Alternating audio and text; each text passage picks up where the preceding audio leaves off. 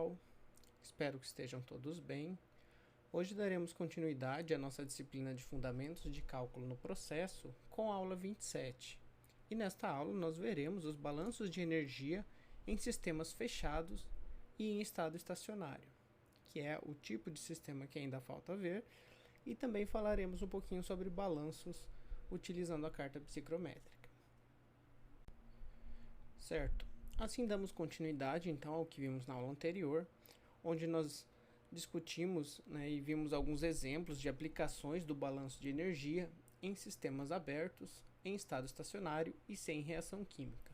Certo? Então foi a primeira aula onde nós vimos o balanço de energia para problemas em estado estacionário e nesse caso aqui de sistema aberto. Diferente de hoje que nós veremos as aplicações do balanço de energia em sistemas fechados em estado estacionário, bem que é um tipo de sistema mais simples, tá certo? Mais trivial em relação ao balanço de energia para aplicação da equação e ainda, claro, em sistemas sem reação química. E em seguida veremos também, por conta desse conteúdo ser bem simples, as aplicações do balanço de energia em processos utilizando a carta psicométrica. Bem, então lá atrás, em algumas aulas atrás, nós vimos como utilizar a carta para obter as propriedades do ar em diversas condições, de temperatura, umidade, tá certo? A propriedade de entalpia, volume específico, assim por diante. E aí em seguida veremos alguns exemplos também de como essas propriedades que nós obtemos na carta podem ser utilizadas para resolver o balanço de energia de um sistema por onde está escoando o ar, variando suas propriedades.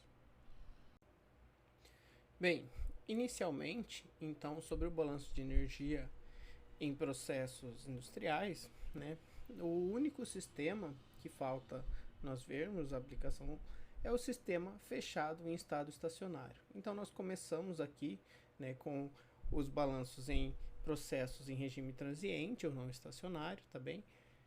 Na aula anterior vimos o sistema estacionário e aberto e hoje veremos aqui o sistema fechado e estacionário. Como eu comentei, se reduz aqui a equação mais simples, com maior número de simplificações a partir da equação geral do balanço de energia. E essas simplificações levam então a um balanço que nos mostra que para esses sistemas Q mais W igual a zero. Ou seja, ou o calor é convertido em trabalho, ou o trabalho é convertido em calor, a taxas constantes no estado estacionário, fazendo então com que haja variação de energia através da fronteira do sistema por conta do sistema ser fechado. Bom, vamos lá então. Então esse é o exemplo 1 aqui da nossa aula e nós veremos aqui então como a aplicação a esse tipo de sistema pode ser importante no caso de um sistema fechado em estado estacionário. Um tanque de mistura fechado opera continuamente para realizar a homogeneização de uma solução de óleos que seguirá para a produção de margarina. O mecanismo de agitação acaba por realizar trabalho de eixo sobre o sistema, a uma quantidade equivalente a W igual a 15 kJ por hora, certo? Então aqui o sistema de agitação acoplado a um eixo rotatório faz então aqui um movimento dentro do sistema, então realizando o trabalho de eixo, tá bem? O sistema não é isolado e deve perder calor, uma quantidade de calor aqui representada por Q, para o ambiente, de forma a não deixar, não elevar a sua temperatura e deteriorar a solução, tá bem? Porque se está sendo realizado o trabalho nesse sistema, se ele fosse adiabático, ou isolado, a tendência seria o aumento de temperatura, tá certo? Ou seja, a variação de entalpia aqui do fluido aqui dentro. Porém, como o sistema não é isolado, ele deve ser projetado para perder em quantidades equivalentes a quantidade que ele recebe como trabalho, para que não haja variação de temperatura, tá certo? No caso aqui dos óleos, isso pode ser prejudicial, porque vai deteriorar as propriedades do óleo que está aqui dentro, tá certo? Seja se ele resfriar, seja se ele aquecer, por receber energia, e aí alguma temperatura que ele pode atingir, pode ser que ele sofra alterações, conformações na sua estrutura molecular, e isso seja prejudicial para o processo. Então o tanque tem que ser projetado para que ele perda a energia que ele recebe em trabalho para o ambiente na forma de calor. Certo? A transferência de calor que o tanque vai perder para o ambiente, então se dá por convecção, tá bem? Um dos mecanismos de transferência de calor e que vocês verão mais a fundo, né, lá na disciplina de transferência de calor. Mas aqui a gente vai simplesmente utilizar a equação para esse tipo de mecanismo. Para o ambiente pode ser avaliada, né, pela seguinte expressão. Então a quantidade do calor que é perdida para o ambiente se dá aqui de acordo com essa equação. Então Q igual a 50 vezes A, onde A aqui é a área de troca térmica do tanque, vezes a diferença de temperatura do tanque com o ambiente. Assumindo que o tanque deve manter uma diferença de temperatura, ou seja, esse valor de ΔT constante e igual a 10 graus Celsius em relação à vizinhança, ao ambiente, tá certo? Determine as dimensões do tanque necessárias para que a troca térmica com o ambiente permita ao tanque não elevar a sua temperatura, tá certo? Ou seja, que ele consiga converter todo o trabalho de eixo que ele recebe do sistema de agitação em calor. E para isso aqui algumas considerações importantes. A área de troca térmica, né, o parâmetro A aqui da expressão que relaciona a quantidade de energia trocada com o ambiente do tanque, pode ser avaliada como um cilindro que não troca calor apenas pelo chão, tá certo? Ou seja, ele troca calor em relação à sua área lateral e à sua área superficial, tá bem? Então a área total de troca térmica do tanque com o ambiente é a soma dessas áreas, porque aqui ele não troca calor pelo chão. Então a área, né, da base do cilindro a gente vai desconsiderar porque não está em contato direto com o ambiente. E a razão altura-diâmetro do tanque deve ser igual a 2,5. Tá bem? Então aqui é uma correlação empírica, né, de projeto fornecida pelo problema, onde nós iremos então levar isso em consideração na hora de determinar as dimensões do tanque, que no caso de um cilindro são dados pela altura, pelo diâmetro ou pelo raio do cilindro. Certo, vamos então ao balanço de energia. As condições iniciais para o nosso sistema então são de que é um sistema fechado, tá certo? Então é um tanque fechado que ocorre a mistura, né, por meio de um sistema de agitação continuamente em estado estacionário para o sistema, e com isso o balanço de energia se resume a Q mais W igual a zero. Também isolando aqui W, então na nossa expressão, a quantidade de trabalho, que no nosso caso aqui corresponde ao trabalho de eixo, é igual a menos Q. As considerações, né, são de que o sistema está a uma temperatura acima da temperatura da vizinhança, tá certo? Isso é importante e necessário porque a gente precisa observar que o sistema vai estar perdendo essa quantidade de energia para a vizinhança. E nesse caso, se a quantidade de calor trocado é no sentido do sistema para a vizinhança, a gente tem que lembrar que esse calor é negativo. Então, quando a gente for substituir a expressão do calor, então sendo substituída com o sinal negativo e o sinal negativo do balanço, a gente vai ter ambas as quantidades positivas. Essa quantidade de trabalho, W, do balanço de energia, corresponde a 15 kJ por hora, tá certo? Faltou a unidade aqui, mas daqui a pouquinho eu corrijo, sendo o trabalho de eixo. E a quantidade de calor corresponde a U vezes a área vezes ΔT. Esse U, que na nossa expressão foi dado como 50, lá na expressão anteriormente, é chamado de coeficiente global de troca térmica, tá certo? Que representa aqui ajuda, né, a representar a quantidade de energia trocada entre dois sistemas. Também e é importante a gente conhecer que ele é um parâmetro com determinadas unidades, porque isso faz com que nós saibamos então a quantidade, as unidades que a gente vai estar trabalhando, tá certo? Para deixar aqui em energia tanto calor quanto trabalho na mesma unidade, para saber que unidade diária a gente vai obter após resolver o balanço. Certo? Bom, do nosso balanço de energia, então, W igual a menos Q.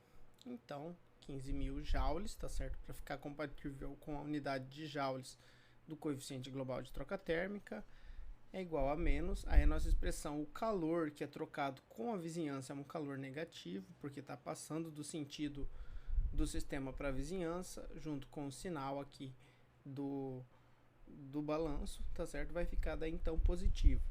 50 vezes a área vezes a variação de temperatura do sistema em relação ao ambiente. E isso equivale a 10 graus Celsius, como foi informado. Se a gente resolver aqui a expressão do balanço de energia, a gente obtém uma área de troca térmica de 30 metros quadrados.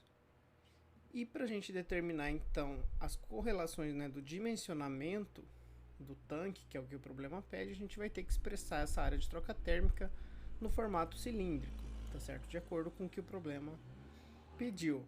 E portanto, as áreas que a gente tem no cilindro são a área lateral, que equivale a 2πr, né, o comprimento da circunferência, que seria, né, a dimensão inferior da área lateral do cilindro, vezes a altura, que é a dimensão no sentido vertical, mais a área superior, que corresponde então à área da circunferência de πr ao quadrado.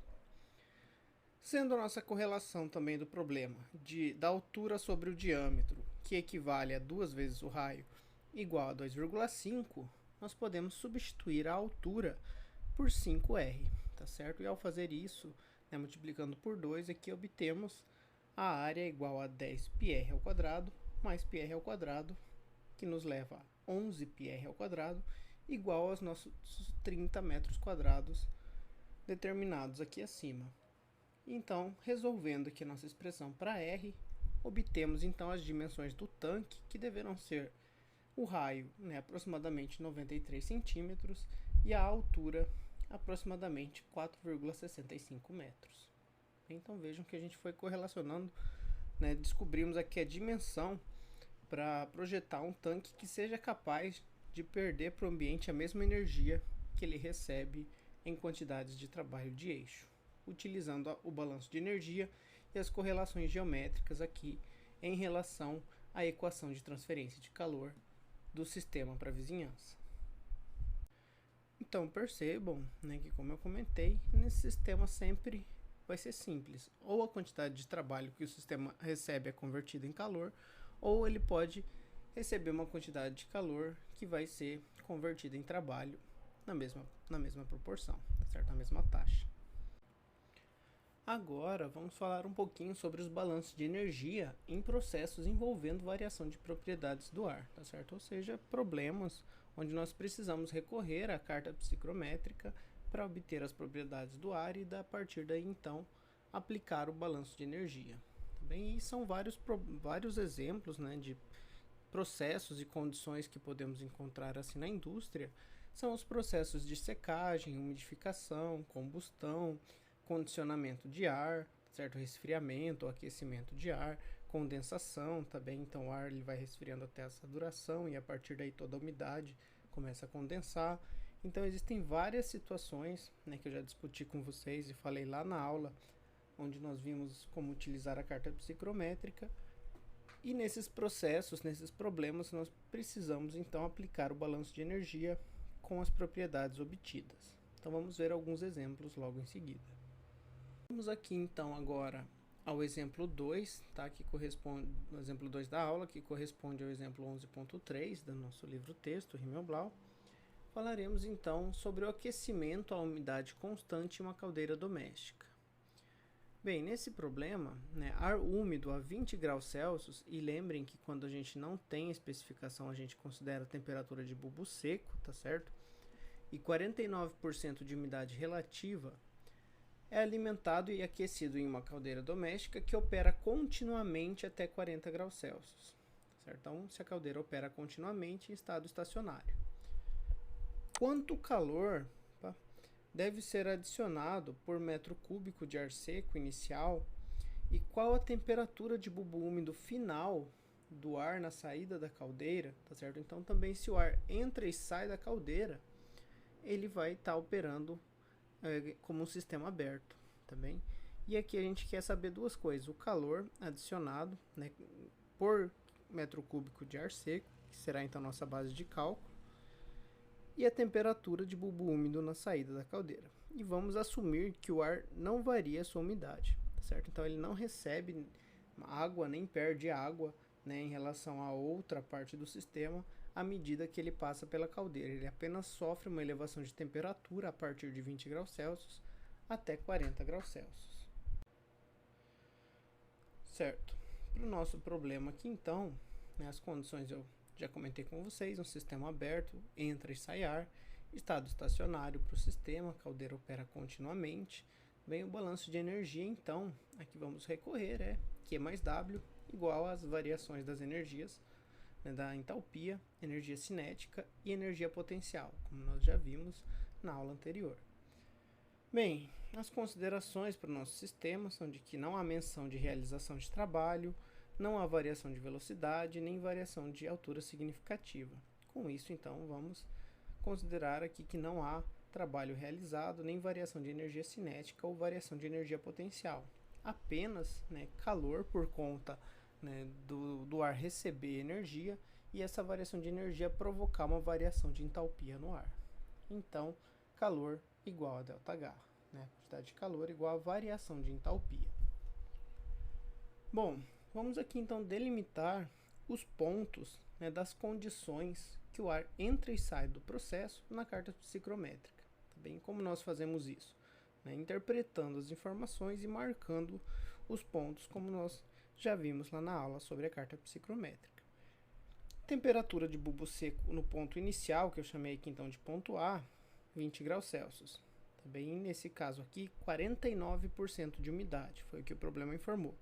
Então temos aqui no eixo X, né, as escalas de temperatura de bulbo seco, então eu vou subir aqui em 20 graus Celsius até a umidade relativa de 49%. E aqui as nossas linhas curvas, né, que vão subindo, ó, tem os percentuais de umidade relativa, tá bem? Então, próximo aqui 50, marquei aproximadamente 49% então. E nesse ponto, já que eu vou precisar da entalpia para o balanço de energia, eu faço a leitura lá na escala da entalpia nesse ponto, tá bem? Então eu vou precisar desse valor de entalpia aqui correspondente, já vou mostrar qual é. E no estado final? O estado final foi dito que a caldeira aquece então o ar até 40 graus Celsius, tá certo? E que isso é um processo que ocorre com umidade relativa constante, ou seja, no final do processo também o ar vai ter 49% de umidade. Então basta eu seguir aqui, né, a linha constante do 49% de umidade, que é o valor que eu vou ter na saída de ar, que eu chamei aqui então de ponto B. E para o balanço de energia eu também vou precisar da entalpia associada a esse ponto. Então vou ter aqui os valores, né, de entalpia no nosso sistema no ponto inicial aproximadamente 38 kJ por quilograma de ar seco e no final 100 kJ por quilograma de ar seco.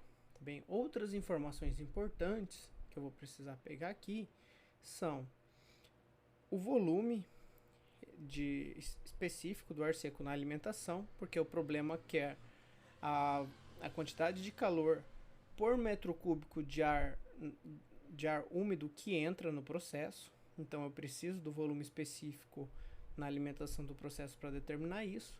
E ele pede também a temperatura de saturação na saída, tá certo? Então a temperatura de saturação, basta eu fazer a leitura aqui nas linhas de temperatura de bulbo úmido, tá certo? Então aqui, vejam que eu vou subindo, né, nesse sentido aqui, nessa escala da curva, né, da temperatura de saturação, e naquele ponto eu tenho uma temperatura então de saturação de 30 graus Celsius. Que problema também quer saber isso.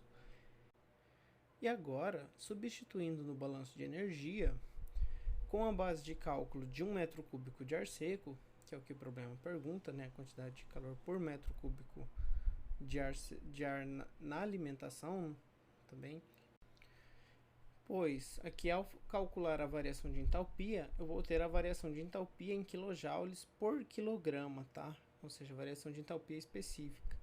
E se eu quero saber a variação por metro cúbico, eu preciso então dividir pelo volume específico, tá certo? Então vou dividir uma quantidade em quilojoules por quilograma por uma quantidade em metros cúbicos por quilograma, tá certo? E dessa forma, então, nós teremos aqui uma variação de entalpia específica volumétrica, que corresponde à quantidade de calor de energia que o ar recebe, de 73,81 kJ por metro cúbico, tá certo? Então, lembrando que essa diferença de entalpia é a diferença de entalpia entre o ponto A e o ponto B, tá certo? Que nós vimos ali. E no item B do problema, basta fazer a leitura, nós sabemos então a temperatura de saturação, ou seja, a temperatura a partir da qual a água iria condensar se esse ar recebesse uma quantidade de água ainda maior, tá certo? Para o nosso caso aqui, isso equivale a 30 graus Celsius. Bom, próximo exemplo 3, que corresponde, exemplo 3 da aula, que corresponde ao exemplo 11.4 do Himmelblau, veremos a aplicação do resfriamento e umidificação de ar usando um spray de água, tá certo? Bom, vamos interpretar aqui e aplicar então o balanço de energia, vendo quais propriedades precisamos recorrer a obter na carta psicométrica. Uma forma de adicionar umidade ao ar é passando por sprays de água ou torres de resfriamento de ar, que é um processo semelhante lá com a torre de resfriamento de água que nós vimos algumas aulas atrás. Normalmente, a água é recirculada em vez de ser desperdiçada. Portanto, no estado estacionário, a água estará na sua temperatura de saturação adiabática, o que é igual à temperatura de bulbo úmido. O ar passando pela torre é resfriado em um processo adiabático e, se o tempo de contato entre o ar e a água for longo o suficiente, o ar atingirá também a temperatura de bulbo úmido. Então, vejam aqui que o sistema está operando em estado estacionário e o processo é adiabático. Bem, então são informações importantes lá para construir e simplificar o balanço de energia. Aqui o problema traz uma representação, um esquema de como funciona esse spray de água para resfriamento do ar. Então o ar ele entra quente, tá certo? E daí ele recebe então uma quantidade de água que é aspergida aqui sobre esse ar e ele sai na torre e essa água cai em um sistema de refluxo e fica recirculando continuamente, tá certo? Porém, como o ar aumenta a sua umidade, ele recebe parte dessa água e para compensar, para que a vazão de água fique sempre constante, há uma reposição de água também na mesma proporção que o ar recebe essa água ao passar pela torre de resfriamento de ar. Certo. No entanto, ao invés de atingir a saturação para o ar, tá certo? Admitiremos que a torre seja pequena o suficiente para que o ar não chegue na temperatura de bulbo úmido. E, em vez disso, as seguintes condições prevalecem. Então, daí o problema informa aqui algumas informações sobre a temperatura das correntes de ar na entrada e na saída, certo? Ou seja, que o ar na entrada ele possui temperatura de bulbo seco de 40 graus Celsius e de bulbo úmido de 22 graus Celsius. E na saída ele possui temperatura de bulbo seco de 27 graus Celsius. A partir disso, então, calcule a umidade adicionada em quilogramas por quilogramas de ar seco que passa através do umidificador, ou seja, qual a quantidade de água que o ar recebe ao passar pelo umidificador e sofrer esse resfriamento de 40 para 27 graus Celsius em temperatura de bulbo seco. Bom, para isso vamos então correlacionar aqui o balanço de energia com as informações que nós conhecemos. Bom, condições iniciais do sistema é um sistema aberto, entra e sai tanto ar quanto água, tá certo? O nosso sistema será a torre de resfriamento e opera em estado estacionário para o sistema, como o problema informou. Bom, o balanço de energia então nos leva ao mesmo balanço do exemplo anterior, tá certo? Calor mais trabalho igual a variação de entalpia, energia cinética e energia potencial. Bom, as considerações, o problema fala que não há variação de velocidade, então energia cinética, variação igual a zero. Não há variação de altura significativa da torre, não é dito, né? E quem sofre, no caso ali, a queda é a água, então não vai influenciar tanto no ar que está passando também no sentido horizontal. Não há menção de trabalho, tá certo? Então trabalho também é igual a zero.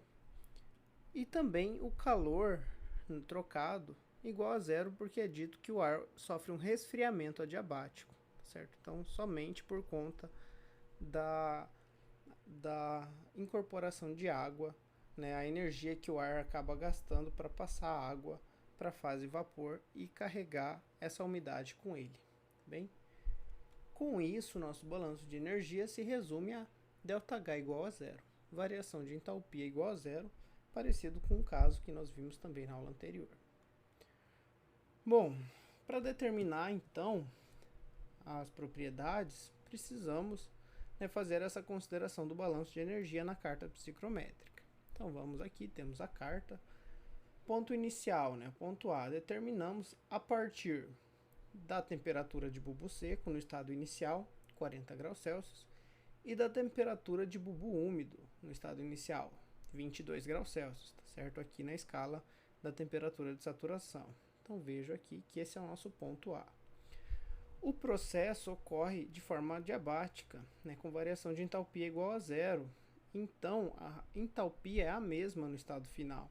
Então nós vamos seguir aqui a linha diagonal de forma que no ponto B o ar vai ter a mesma entalpia, tá certo? Por isso, quando eu faço variação de entalpia pelo balanço de energia, eu obtenho variação de entalpia igual a zero. Mas até quando? Até a temperatura final de bulbo seco que o problema informou, como sendo 27 graus Celsius. Então aqui eu tenho meu ponto B, tá certo? E agora, a partir então aqui dessa informação, que é relevante pelo balanço de energia, eu precisei para saber isso daqui e determinar esses pontos e as propriedades, eu vou determinar o que o problema pede. A quantidade de água que o ar recebe, a umidade que ele ganha ao passar pela torre de resfriamento. E como a gente faz isso? Vamos fazer a leitura em termos de umidade absoluta, que nos dá aqui a umidade em gramas de água por quilograma de ar seco, certo? E fazendo então a leitura, aqui na escala para a umidade absoluta, nós temos que no ponto inicial, em A, o ar tinha então 9,3 gramas de água por quilograma de ar seco. E no ponto final, após receber a água passando pela torre de resfriamento, ele sai com 14,5 gramas de água por quilograma de ar seco. Tá certo? Então vejam aqui que esse é o aumento de umidade do ar. E basta a gente usar então esses valores para determinar a variação de umidade que ele sofre ao passar pela torre. Então aqui temos os valores de umidade absoluta e vamos utilizar isso com a nossa base de cálculo, que o problema pergunta, para 1 kg de ar seco.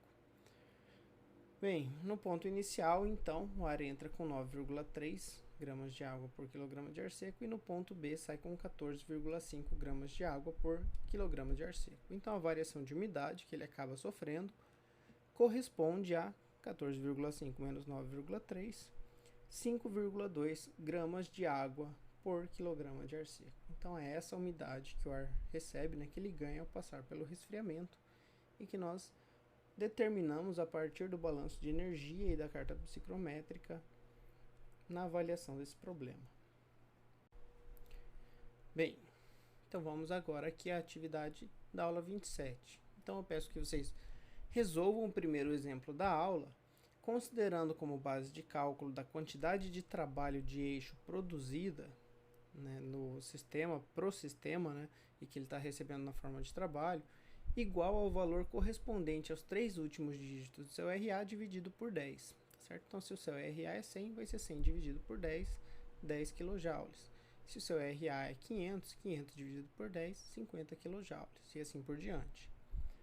E também resolver os exemplos 2 e 3 da aula, indicando e descrevendo a forma de obtenção dos dados de processo a partir da carta psicométrica. Tá bem? Então, isso é algo que eu quero que vocês pratiquem bastante e peguem o jeito, saber fazer a leitura da carta psicométrica, indicando lá qual propriedade está sendo pega, por que aquela propriedade, naquele ponto, quais as propriedades que o ar tem no ponto inicial, no ponto final, para que a gente saiba então qual valor a gente está pegando e substituindo nas expressões de balanço de energia ou balanço de massa, para saber então resolver o problema de balanço de energia com a carta.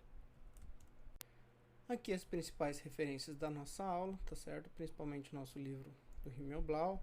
Porém, aqui a parte de sistema fechados e estado estacionário no capítulo 9, tá bem? E essa parte dos balanços de energia com a carta no capítulo 11, tá bem? Bom, ficamos por aqui então nessa aula. Obrigado pela atenção de vocês e até a próxima aula.